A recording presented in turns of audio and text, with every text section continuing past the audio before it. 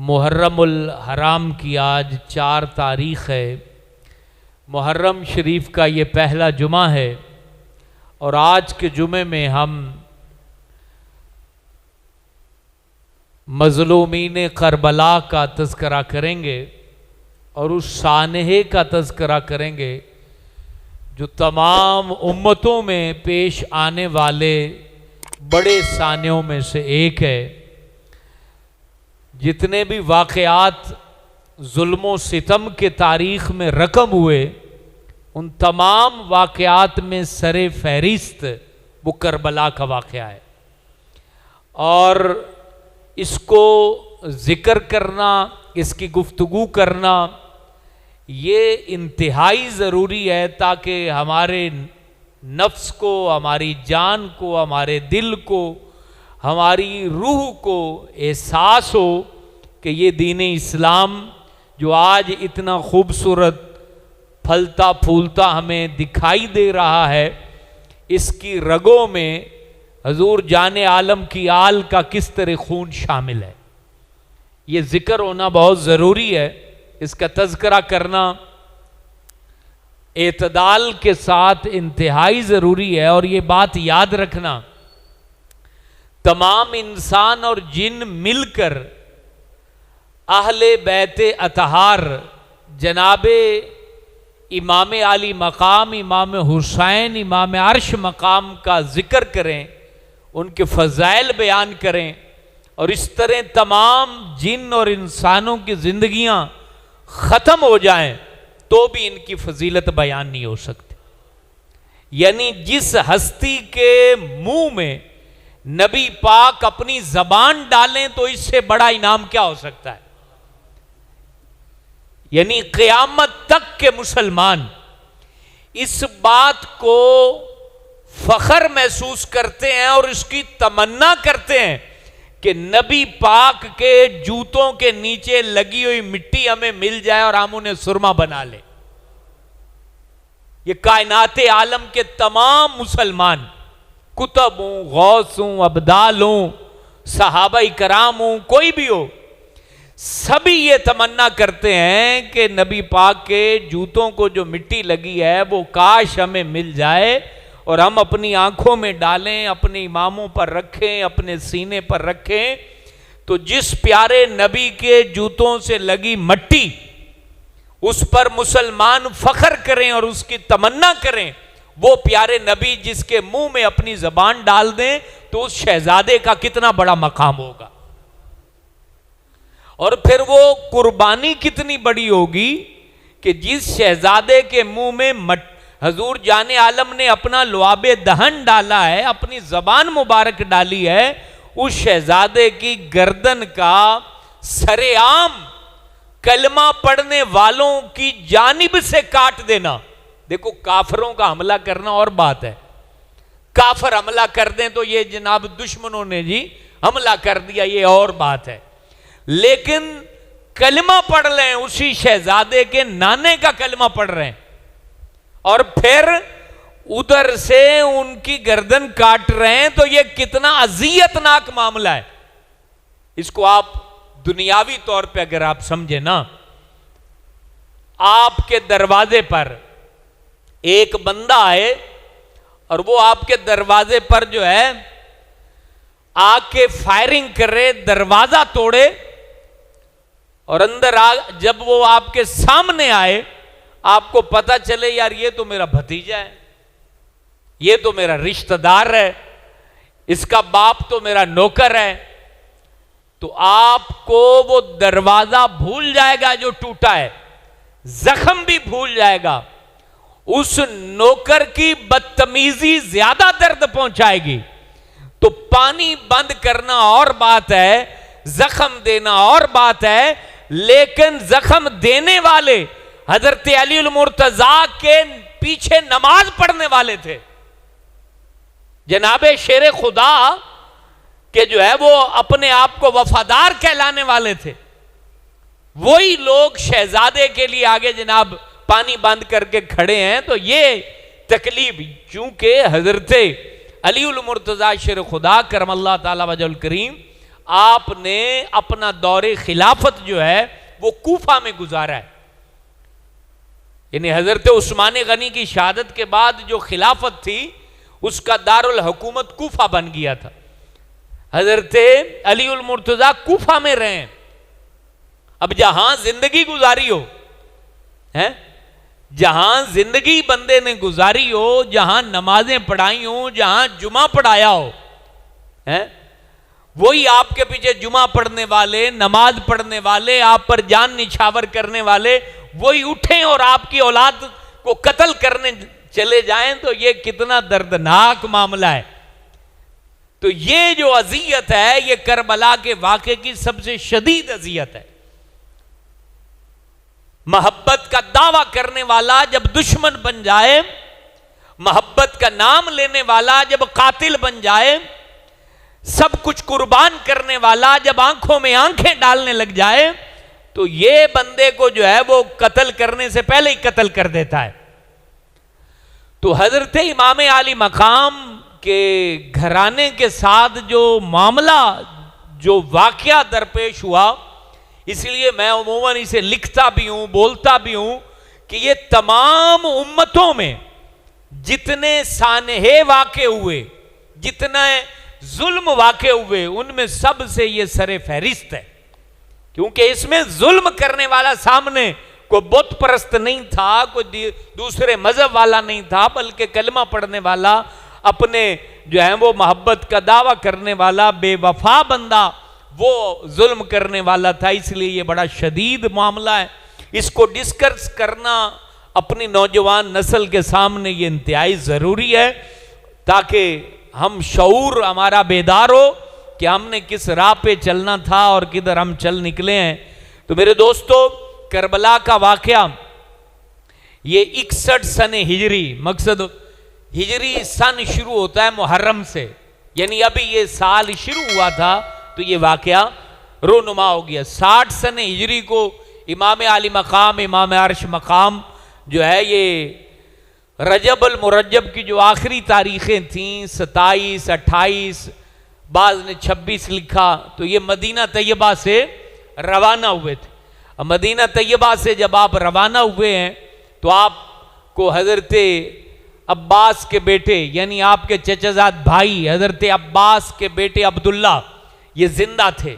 حضرت عبداللہ بن عباس جو حضرت علی کے بھائی عباس کے بیٹے ہیں, انہوں نے روکا کہ حضور آپ مدینہ چھوڑ کے نہ جائیں. اس ٹائم یزید سلطنت نشین ہو چکا تھا اور اس نے پیغام بھیج دیے تھے تمام گورنر کو, تمام جو سرحدوں پہ شہروں میں گورنر تعینات تھے کہ بیعت لے لی جائے, اور جو بیعت نہ کرے اگر وہ جو ہے وہ اس کیٹیگری کا بندہ ہو تو اس کو قتل کر دینا چاہیے. تو امام عالی مقام, امام عرش مقام مدینہ سے رخصت ہونا چاہا. تو جید صحابہ عبداللہ ابن عباس, عبداللہ ابن عمر, عبداللہ ابن زبیر اور یہ جتنے صحابہ تھے مدینہ میں, انہوں نے کہا کہ حضور آپ جو ہیں مدینہ پاک چھوڑ کے نہ جائیں, یہاں اگر کچھ بھی ہوگا تو ہم آپ کے سامنے کھڑے ہیں اور ہم یزید کے لیے جو ہے وہ آگے سینہ سپر ہو جائیں گے, اگر آپ کو تکلیف پہنچے گی تو ہم سامنے کھڑے ہوں گے. لیکن امام عالی مقام, امام عرش مقام, آپ کے پاس ابھی یزید سلطنت نشین نہیں ہوا تھا, تو اس وقت سے ہی کوفہ سے یہ تمام رکے, یہ تمام دستاویز آنا شروع ہو گئی تھیں کہ حضور آپ آئیے اور آپ کی ہم بیعت کرنا چاہتے ہیں. کوفہ میں آپ کے والد بزرگوار حضرت علی المرتضیٰ شیر خدا کرم اللہ تعالی وجہ الکریم کے ہم جان نثار ہیں اور ہم آپ پر جان نچھاور کریں گے. یہ سلسلہ جاری تھا اور آپ مدینہ طیبہ سے اس بات پر روانہ ہوئے کہ جب مجھے وہ بلا رہے ہیں اور اب حضرت معاویہ بھی دنیا چھوڑ کے جا چکے ہیں, یزید سلطنت نشین ہے اور یزید کا ظلم مشہور ہے, تو میں اس کی بیعت نہیں کرنا چاہتا. مجھے کوفہ والے بلا رہے ہیں تو مجھے جانا چاہیے. کہ میدان معاشر میں جب وہ کہیں گے کہ ہم نے ظلم کے خلاف امام عالی مقام کی مدد طلب کی تھی تو آپ نے ہماری آواز پر کیوں نہیں جو ہے وہ لبیک فرمایا، آپ کیوں نہیں آئے، ہماری مدد کو کیوں نہیں پہنچے؟ الغرض مدینہ طیبہ چھوڑنا برادران اسلام ایک عام مسلمان کے لیے بھی اذیت ناک ہوتا ہے کہ ایک عام مسلمان جب عمرہ کرنے جاتا ہے تو مدینہ سے جب وہ لوٹنے لگتا ہے تو پاؤں من بھر کے ہیں محسوس کرتا ہوں، تو اس وقت لگتا ہے کہ جیسے پیر کے ساتھ ایک ایک من کی بوریاں باندھ دی گئی ہوں۔ یہ عام مسلمان کی کیفیت ہے۔ تو جس شہزادے نے بچپنا مدینے میں گزارا ہو، نبی پاک کے کندھوں پر سواری کی ہو، جناب علی المرتضیٰ کی انگلی پکڑ کے کھیلے ہوں، جہاں امی حضور کا مزار ہو، جہاں نانا جان کا مزار ہو، جہاں حضرت امام حسن مجتبی آرام فرماؤں، اس مدینہ تو رسول کو چھوڑنا کتنا تکلیف دہ ہوگا ان شہزادوں کے لیے، اس کا اندازہ ہم نہیں لگا سکتے، کیونکہ ہمارے ظرف اور ہمارا علم اور ہمارے پاس شعور اس بلندی کو کہاں ہے کہ ہم اس کو محسوس کر سکیں۔ انہوں نے مدینہ تو رسول حضور جان عالم کے دین کی خاطر چھوڑا، حق کی خاطر چھوڑا، حق کی سربلندی کے لیے چھوڑا، اور پھر آپ کے ساتھ 18 شہزادے تھے بنو ہاشم کے، یعنی آپ کے بیٹے بھی اس میں تھے، آپ کے بھتیجے بھی تھے، اور حضرت علی کی دیگر بیویوں سے اولاد یعنی آپ کے بھائی بھی اس قافلے میں موجود تھے۔ 18 بنو ہاشم کے نوجوان اس قافلے میں موجود تھے، عورتیں تھیں، بچے تھے، اور یہ مدینہ طیبہ سے سفر کرتے ہوئے یہ مکہ پاک پہنچے۔ اس ٹائم 7 سے 8 دنوں میں بندہ مکے پہنچتا تھا، اتنا سفر کر کے آپ مکے پہنچے۔ شعبان المعظم میں آپ مکہ پہنچ چکے تھے، شعبان آپ نے مکہ میں گزارا، رمضان مکہ میں گزارا، اسی طرح شوال المکرم مکہ میں گزارا، ذوالقعدہ مکہ میں گزارا، اور جب حج کے لیے حاجی احرام باندھ چکے تھے اس ٹائم یہ سفر کے لیے مکہ سے آگے کوفہ کی طرف روانہ ہو رہے تھے۔ اللہ اللہ، اور وہاں رکے کیوں؟ رکنے کی وجہ یہ تھی کہ آپ نے اپنے چچا زاد بھائی اور اپنے بہنوئی حضرت مسلم بن عقیل جو آپ کی بہن رقیہ بنت علی کے شوہر تھے، ان کو آپ نے کوفہ روانہ کیا کہ جب اتنے سارے اصحاب رسول مجھے منع کر رہے ہیں تو ایسا کرنا چاہیے کہ پہلے اپنا نمائندہ بھیجنا چاہیے، نمائندہ جائے، حالات کو چیک کرے، اور اگر وہ پاس کرے ان لوگوں کی محبت کو اور ان کے طور طریقے کو تو پھر ہم مکہ سے روانہ ہو جائیں گے۔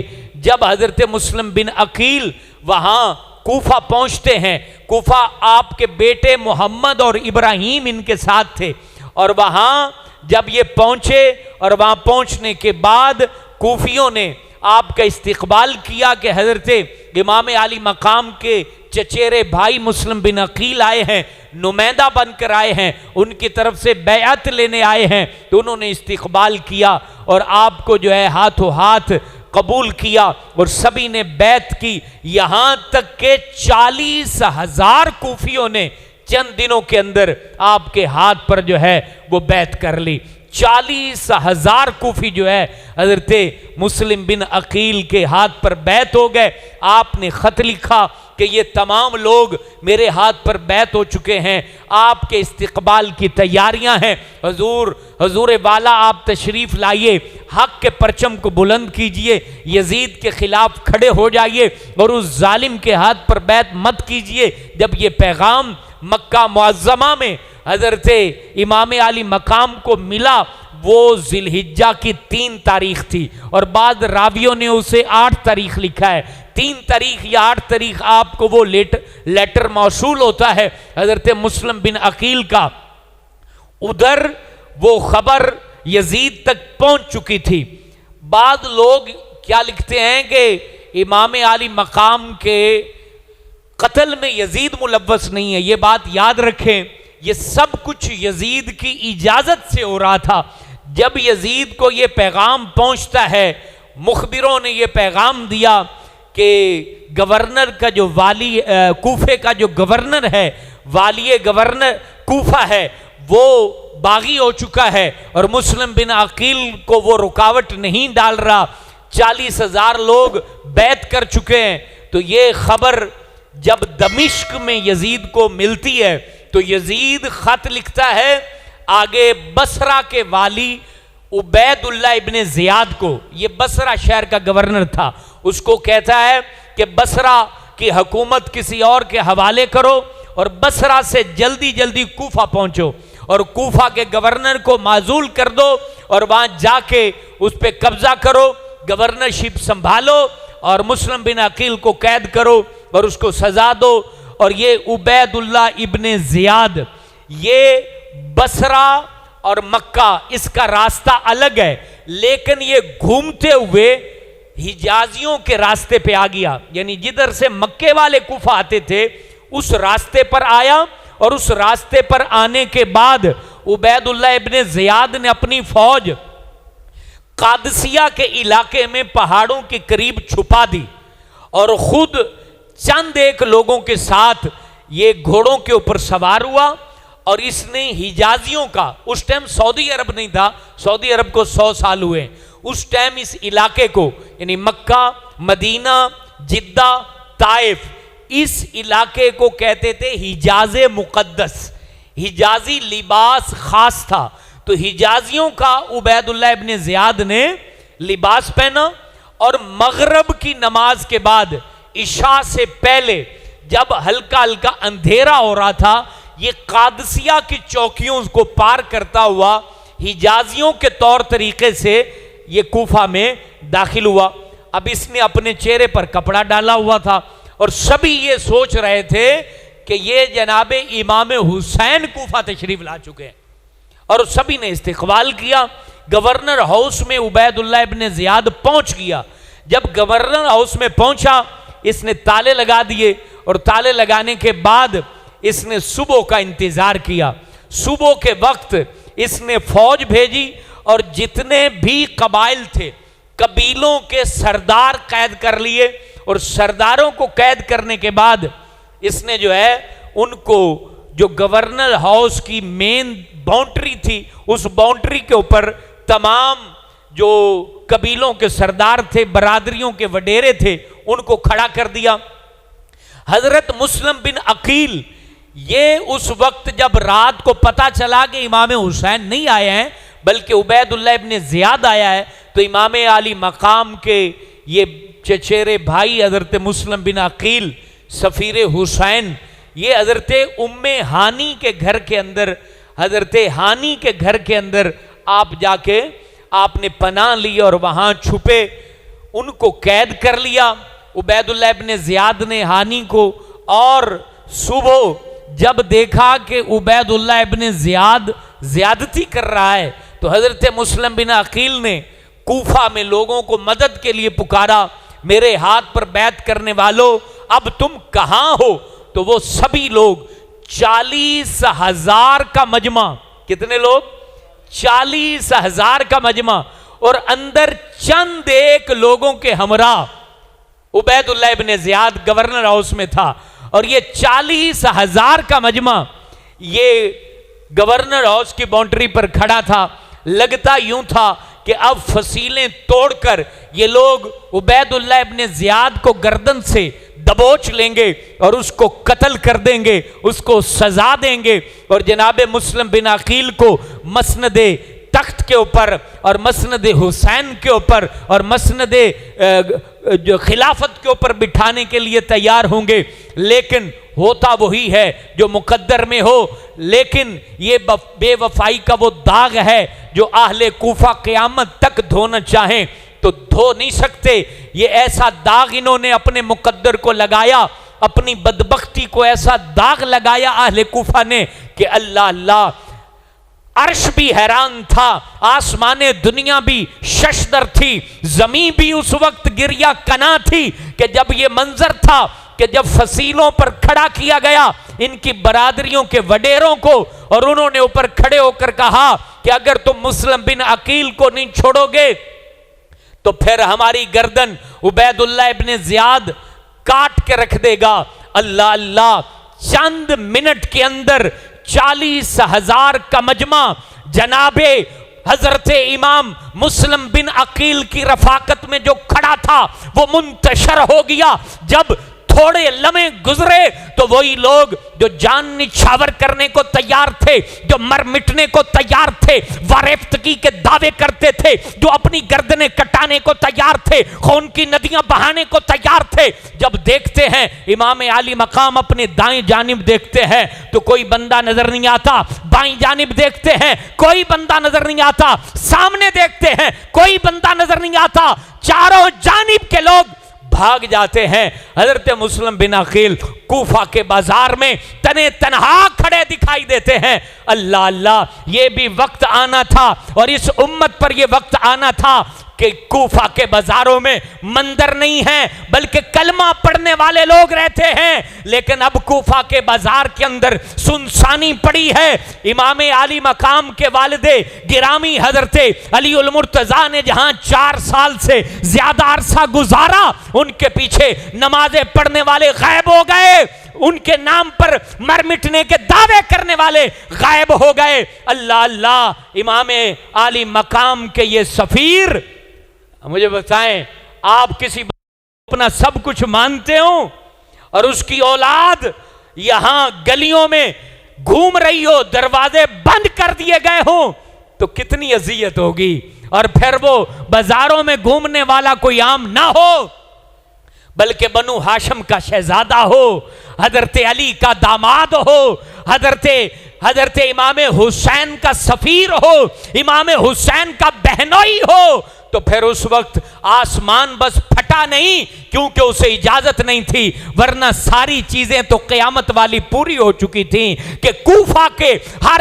گھر کا دروازہ بند کر دیا گیا، اور امام مسلم بن عقیل دوپہر کے وقت پانی کی جب طلب ہوئی، پیاس لگی، تو صرف ایک خاتون نے، اللہ اس کا جنت میں اعلیٰ مقام بنائے، اس نے دروازہ کھولا اور امام عالی مقام کے اس کزن کو، بھائی کو، مسلم بن عقیل کو اپنے گھر میں بلایا، پانی پیش کیا۔ انہوں نے کہا مجھے جو سزا ہو جائے مجھے قبول ہے، لیکن نبی کا شہزادہ گلیوں میں پانی طلب کرے، یہ کیسے ممکن ہے؟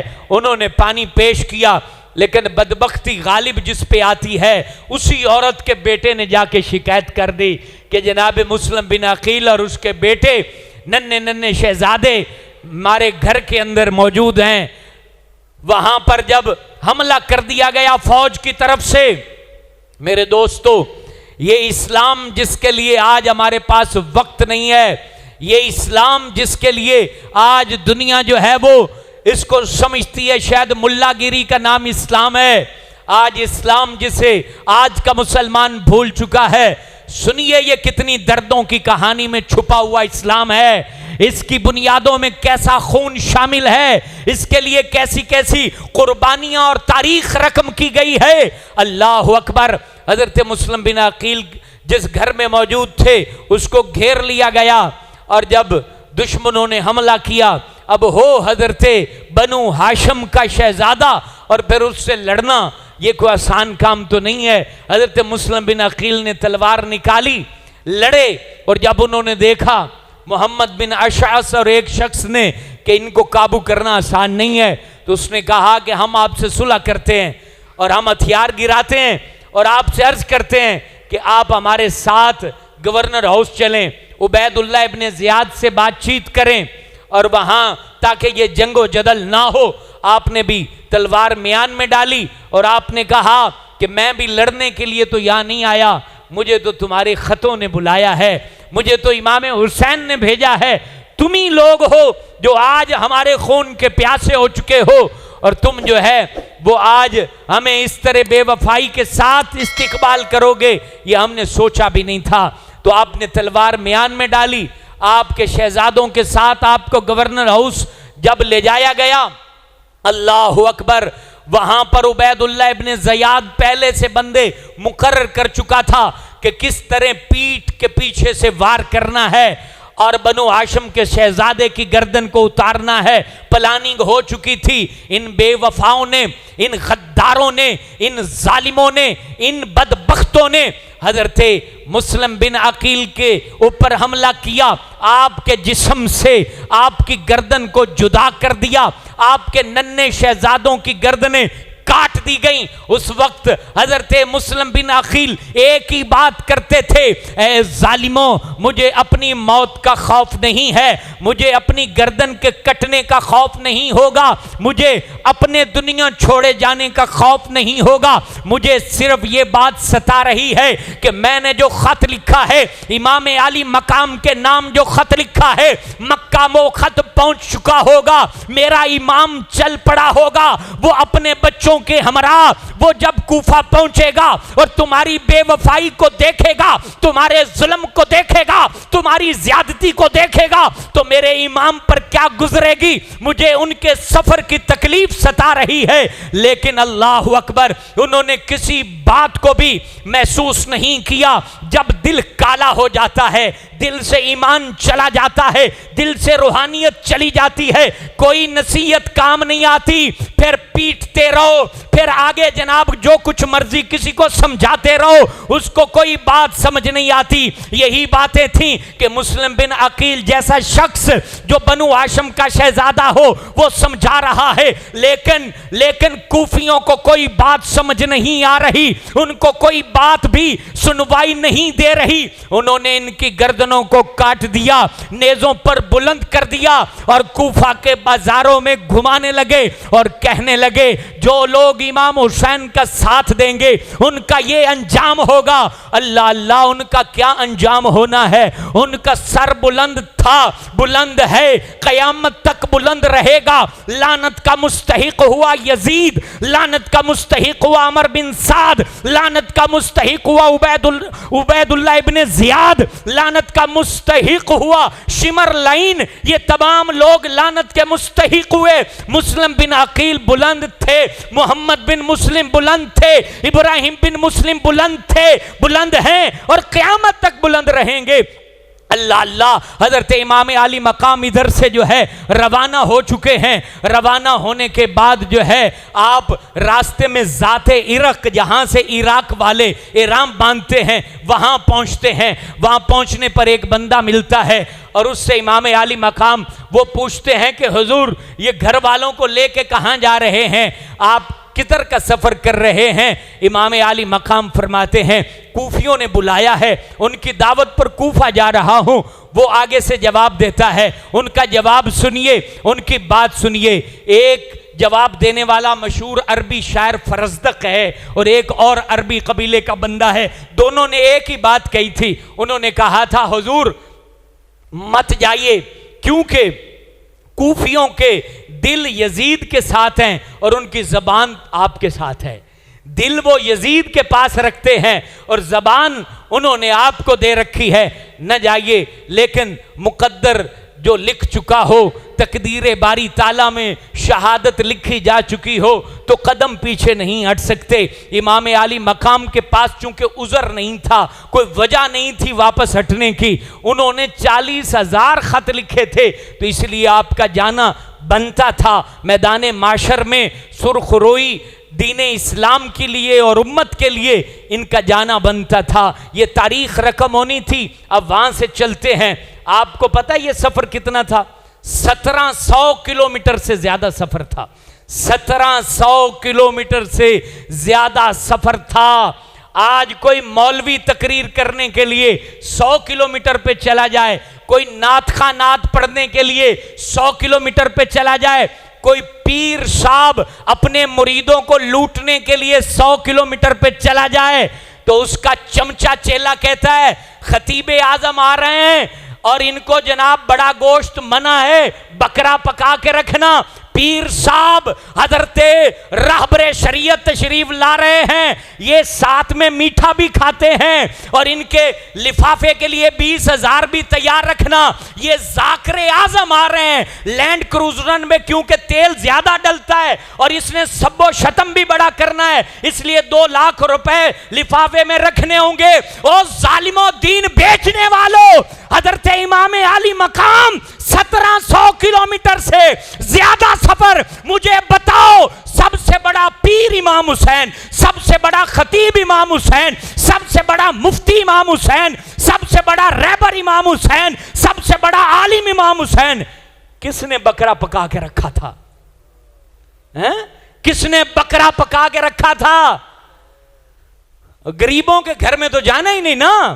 غریب دعوت کر دے تو پیر کو بھی شوگر ہو جاتی ہے, خطیب کے بھی پیٹ میں درد ہو جاتی ہے, نعت خاں کا گلا خراب ہو جاتا ہے, اور جناب بڑے بڑے ذاکر وہ بڑے بڑے لینڈ کروزروں پر جاتے ہیں, امیروں کے ہاں غریبوں کے ہاں کوئی نہیں جاتا.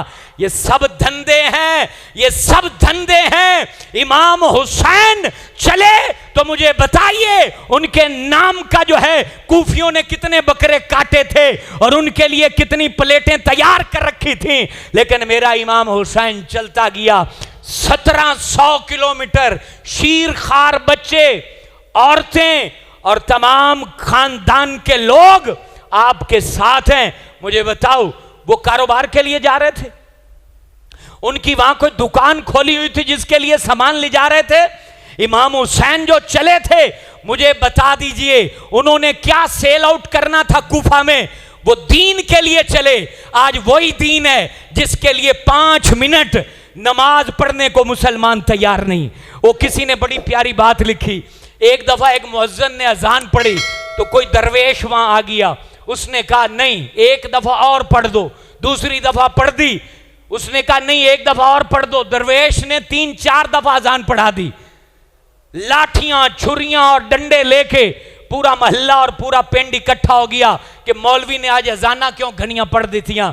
وہ درویش نے کہا وہ لڑنے کے لیے تمہارے پاس وقت ہے, نماز پڑھنے کے لیے وقت نہیں ہے. لڑنے کے لیے تمہارے پاس وقت ہے, لاٹھیاں نکالنے کے لیے تمہارے پاس وقت ہے, پیروں کے پیر چاٹنے کے لیے تمہارے پاس وقت ہے, رب کو سجدہ کرنے کے لیے وقت نہیں ہے, نماز پڑھنے کے لیے وقت نہیں ہے, ڈھول بجانے کے لیے وقت ہے, گھڑولیاں درباروں پہ لے جانے کے لیے وقت ہے, لیکن وقت نہیں ہے تو نماز پڑھنے کے لیے وقت نہیں ہے. مجھے بتا تیری تجارت تو چل رہی ہے. امام حسین کس تجارت کے لیے کوفہ جا رہے تھے؟ کس تجارت کے لیے, کس پراپرٹی کے لیے امام حسین کوفہ جا رہے تھے؟ اللہ اکبر, اس دین کے لیے جس کو آج ہم نے بھلا دیا ہے. 1700 کلومیٹر کا سفر, پھر کوفہ سے دمشق ان کی عورتیں گئیں, پھر دمشق سے وہ کوفہ آئے, کربلا آئے, پھر وہاں سے دوبارہ مدینے آئے. یہ سارا سفر صرف دین کے لیے تھا جس کے لیے آج مسلمان کے پاس وقت نہیں ہے. مسلمان کے پاس وقت نہیں ہے. وقت نکالنا ہوگا. ذات عرق علاقے سے کربلا کیسے پہنچے, کربلا کے اندھوناک معاملات کو اگر آپ سننا چاہتے ہیں اور سننا چاہیے تو ہماری جامع مسجد صدیق اکبر میں عظیم الشان محفل شان اہل بیت اور شان امام حسین منعقد ہو رہی ہے بروز جمعرات. ابھی جو جمعرات آئے گی 19 اگست بعد نماز عشاء 1-2 نعتیں اور اس کے بعد اسی بیان کا دوسرا حصہ انشاءاللہ تعالی جمعہ رات کو بعد نماز عشاء آپ نماز عشاء یہاں ادا کریں اور نماز عشاء کے بعد انشاءاللہ تعالی تلاوت 2 نعتیں اور انشاءاللہ امام علی مقام کا اگلا جو سفر کربلا ہے وہ انشاءاللہ تعالی بیان کیا جائے گا. اس کو سننا ہوگا, ہمیں اپنے شعور کو بیدار کرنا ہوگا.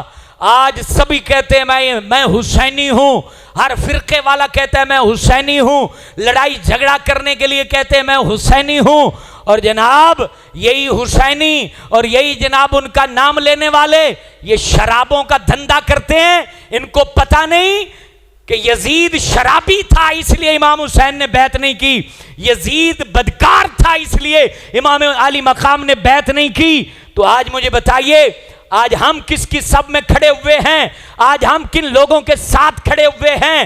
آج نشے کا کاروبار کرنے والے مجھے بتا کہ تو کس کی سب میں کھڑا ہے؟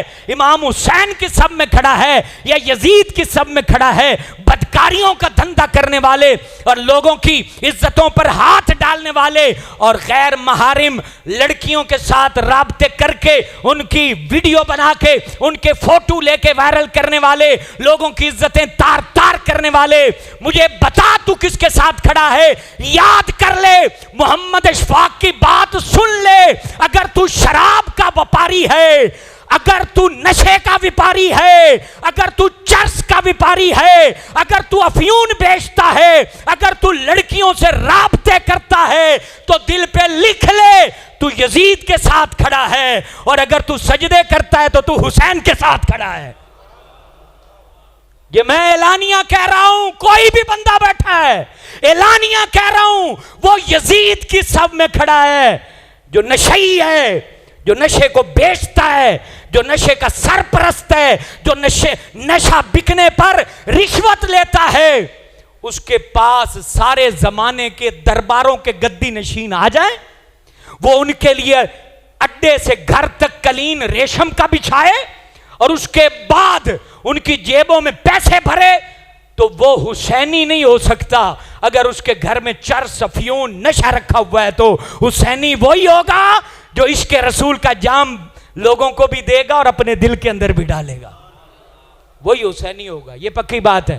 انشاءاللہ تعالی جب تک بونگا حیات کے اندر ایک نشہ بیچنے والا بھی باقی رہے گا، اشفاق مر تو جائے گا، اس کے خلاف بولتا رہے گا، اس کے خلاف بولتا رہے گا، اس کے خلاف بولتا رہے گا۔ ہمیں اپنی عادتیں ٹھیک کرنی ہوں گی، ہمیں صحیح صف میں بیٹھنا ہوگا، اور وہ صف ہے امام حسین کی صف۔ امام حسین کے صف میں بیٹھنا ہوگا۔ مجھے بتا دیجئے چھوٹی سی بات، کہ یہاں صف لگی ہو، وہاں بھی صف لگی ہو، اور بتا دیا جائے کہ اس میں یزیدی بیٹھے، اس میں حسینی بیٹھے، تو کوئی اس صف میں بیٹھے گا؟ تو میرے دوستو، ہمارے عمل کدھر جا رہے ہیں؟ اپنے عملوں کو ٹھیک کرنا ہوگا، اپنے کردار کو ٹھیک کرنا ہوگا، اپنے راستے کا تعین کرنا ہوگا۔ اگر غلط راستے پر میں چلوں تو میں بھی غلط ہوں، غلط راستے پر آپ چلیں تو آپ بھی غلط ہیں۔ راستہ وہی ہے جو گردنیں کٹا کے حسین بتا گئے۔ انشاءاللہ جمعہ رات کو بعد نماز عشاء ذات عرق علاقے سے کربلا حسینی قافلہ کیسے پہنچا، اس کو سننے کے لیے آپ مسجد میں تشریف لائیں۔ جو لوگ لنگر کرنا چاہیں، امام پاک کا لنگر نہیں کریں گے تو پھر کس کا کریں گے؟ وہ اپنی مرضی سے لوگوں کو لنگر کھلائیں، سبیلیں لگائیں، اور الحمدللہ مسجد صدیق اکبر وہ ضلع پاک پتن میں واحد مسجد ہے، اگر کوئی ہو تو مجھے بتانا، اگلے جمعہ اعلان کر دوں گا، جس میں رمضان کے بعد مسلسل ہر جمعے دن 12 بجے امام حسین کی سبیل لگائی جاتی ہے۔ یہ رمضان کے بعد سلسلہ شروع ہوا ہے، اور الحمدللہ یہ سلسلہ جاری و ساری ہے۔ خوش نصیب اس میں کوئی چینی دے دیتا ہے، کوئی سلسلہ چلتا رہتا ہے۔